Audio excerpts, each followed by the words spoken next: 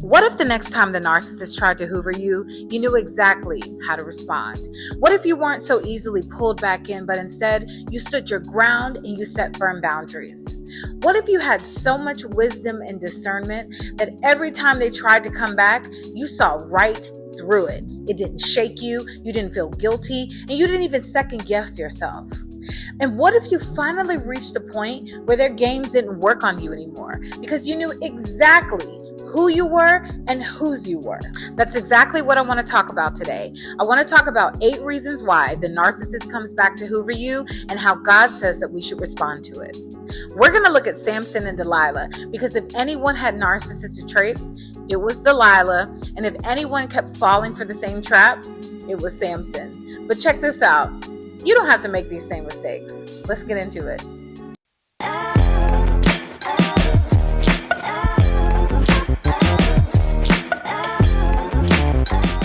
Hey everyone, welcome back to my channel. For those of you who are new here, my name is Sherry and I am a narcissistic abuse recovery coach. I help women align with kingdom principles, heal soul wounds, and thrive after experiencing narcissistic abuse. All right, let's jump right into it. Let's talk about Samson and Delilah. Now you can find their story in the book of Judges, chapter 16. And trust me, it's one of those stories that makes you shake your head because Samson should have seen it coming. See, Samson was chosen by God. He had incredible strength, and as long as he never cut his hair, that strength remained. But Samson had a weakness. He kept falling for the wrong women, and that's where Delilah comes in. Delilah wasn't just some random woman. She was bribed by the Philistines to find out the secret of his strength.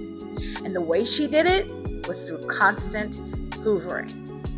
Hoovering is a manipulation tactic used by narcissists to pull you back into toxic cycles after you tried to break free. They will use guilt, they will use flattery, they will use false promises, or even crisis to regain control and keep you emotionally hooked. Now, Delilah didn't just ask Samson once. She kept coming back over and over and over again, wearing him down. And every time Samson resisted, she would guilt trip him, manipulate him, and make him feel like he was the problem. Now, does this sound familiar to you? That's exactly what a narcissist does when they hoover. They don't stop at one attempt. They study you. They learn your weaknesses. They know exactly what to say to make you second guess yourself. And Delilah, she knew exactly how to break Samson down. And eventually, Samson caved in. He told her his secret. And the moment that he did, she betrayed him. She lulled him to sleep and had his hair cut and handed him over to his enemies. Now, Samson lost everything. He lost his strength, he lost his vision, and he lost his freedom. And that's the danger of entertaining a hoover. It's never about love, y'all. It's about control. And if you're not careful, if you keep entertaining the wrong person, they can take you further than you ever wanted to go. Now, in order for a narcissist to hoover you, there has to be a mindset in place that allows them access. See, these mindsets might seem harmless at first, but they make you lenient, they make you lax, and they make you more likely to behave in ways that you'll later regret. Do you ever catch yourself thinking, maybe they've changed, or I don't want to be mean, or but I still love them, or they need me, or even this one, I've forgiven them and God wants me to give them another chance. See, these are open doors that keep the narcissist cycling back into your life. They know exactly how to manipulate those thoughts and slip right back in. But once you recognize these patterns, you can shut that door, and shut that door for good. They don't come back because they miss you. They don't come back because they've changed. They come back because they still believe they can get something from you, which is your time, your energy, your validation, and your money. Okay? They also want to know the satisfaction of knowing that they still have a hold on you. So it's never been about you, right? It's always been about what you had to offer. And once you see this for what it is, you can stop falling for every trap. Now, the second reason the narcissist comes back to hoover is because they enjoy testing their power over you. See, Delilah played games with Samson. She pretended to love him. She made him think that she cared. But every time he trusted her, she would set him up for destruction. And this wasn't the first time, right? She did it over and over and over again. See, a narcissist hoovers for the same exact reason. They want to test to still see if they have power over you. It's never been a real relationship, y'all. It's never been about real love. They just want to know, can I still control you? It's always been a game to them. But once you recognize the game, you can stop playing it, okay? Now, the third reason why the narcissist comes back to hoover you is because they fear you're slipping out of their control. When Samson started resisting Delilah, she didn't just let it go. She turned up the pressure. She played the guilt card. She made him feel bad for not trusting her, for not giving in. And that's exactly what the narcissist does. The moment they sense that you're starting to move on, suddenly they're back. They're flooding in with love bombing, right? They're acting like they've changed. Oh my gosh, I've been doing all of this therapy and all of it. They're showering you with affection, right? They're doing the most. But here's the truth. They don't want you free. They want you back under their thumb. Now, the fourth reason why the narcissist comes back to hoover you is because they need narcissistic supply. See, Delilah wasn't with Samson because she loved him. In fact, she was being paid to destroy him. He was just a means to an end, a tool to achieve her goals, right?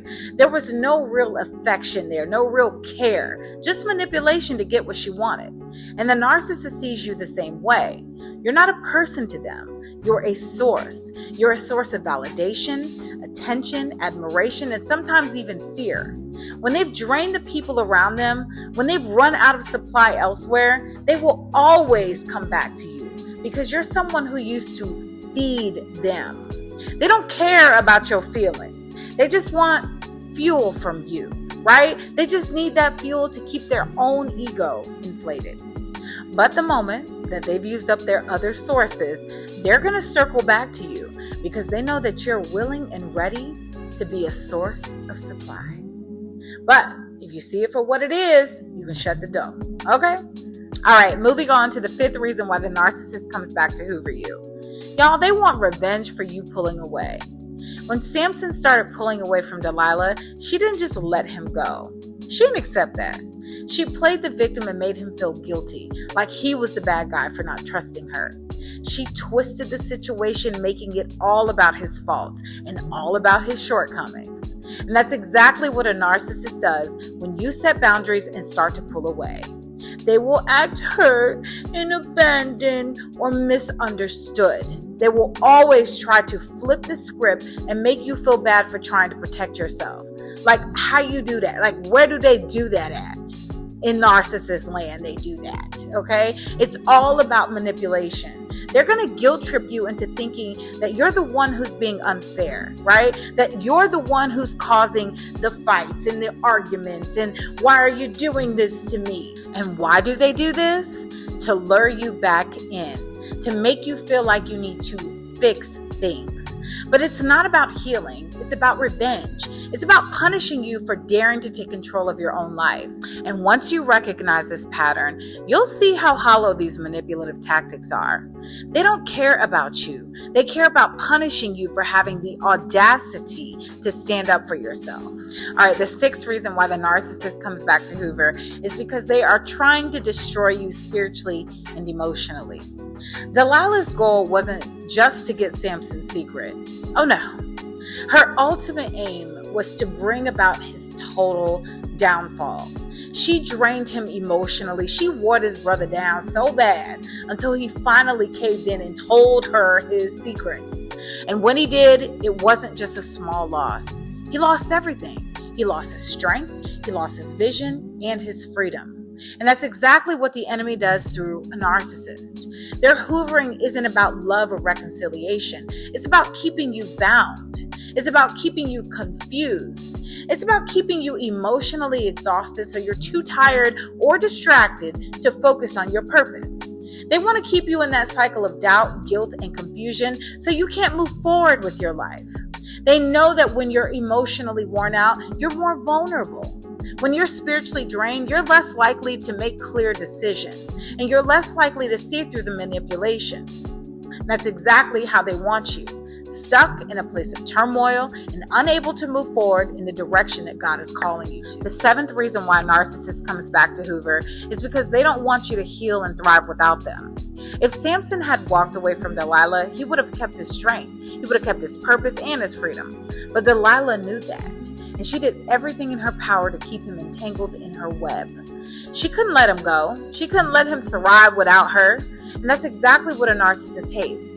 The idea of you healing and thriving without them makes them want to lose their mind. When they see you beginning to move on and starting to live your best life and growing into the person that God has called and created you to be, that's when they show up. All of a sudden, they're interested now. They act like they've changed, right? That they're suddenly this different person.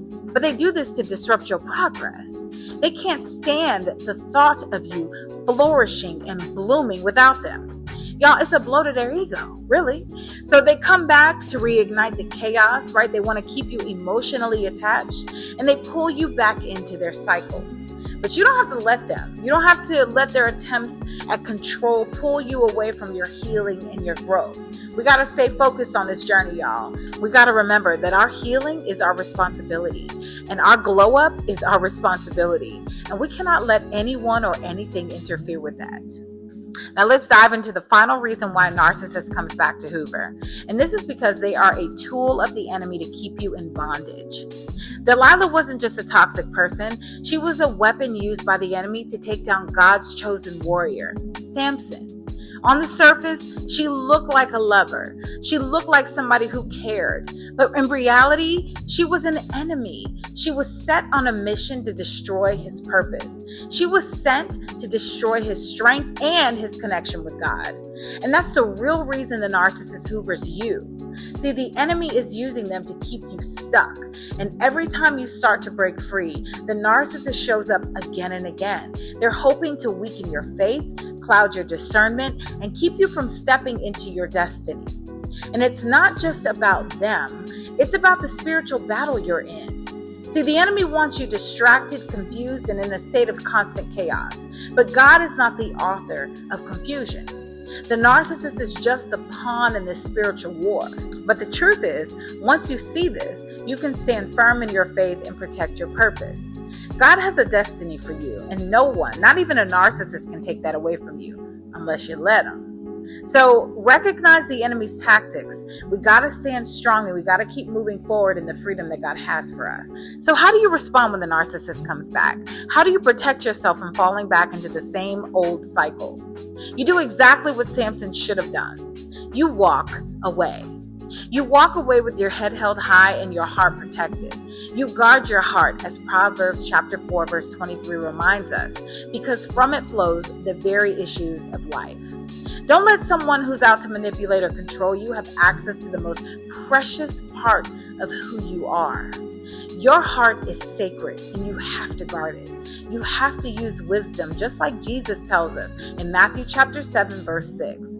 Don't give what is holy to those who trample on it. Don't waste your energy. Don't waste your time. Don't waste your emotional investment on someone who doesn't respect your boundaries or value your healing. The narcissist will try to bait you, but you don't have to take the hook. And remember, forgiveness is not the same as opening the door again.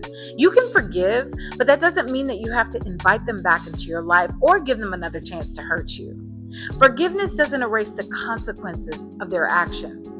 And it doesn't mean that you have to be a doormat for their abuse. So let them hoover all they want. Let them try to reel you back in. But here's the thing, you don't have to answer to it. You don't have to engage. You don't have to entertain them. You feel me?